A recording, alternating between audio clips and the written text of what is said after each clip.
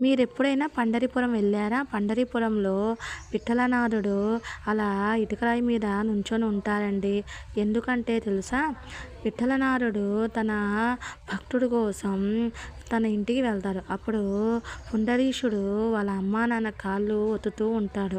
పుండరీష రా వెళ్దామంటే పండరీనాథుడు నేను రాను, మా అమ్మ నాన్న పాదసేవ చేస్తున్నాను, నువ్వు అక్కడే ఉండు అని చెప్పి పుండరీషుడు ఒక ఇటుకరాయిని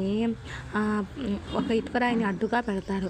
ఆ ఇటుకరాయి మీద వెంకటేశ్వర స్వామి అంటే శ్రీకృష్ణుడు ఆ ఇటుకరాయి మీదే నుంచుంటాడు. ఇప్పుడు కూడా అలాగే ఆ ఇటుకరాయి మీద నుంచున్నట్టుగా మనకు పండరిపురంలో దర్శనమిస్తూ ఉంటారు. పండరిపురంలో ఎంతమంది వేల మంది వెళ్ళి లక్షల మంది వెళ్ళి స్వామివారికి దర్శనం చేసుకొని వస్తారు. కానీ స్వామివారి ఎప్పుడు అలాగే నుంచొని ఉంటారు. స్వామివారి విగ్రహము చల్లబడుతూ అలాగే వేడిగా ఉండరు, ఒక మామూలు మనిషిలాగే ఉంటుంది. అది పండరీనాథ విశిష్టత.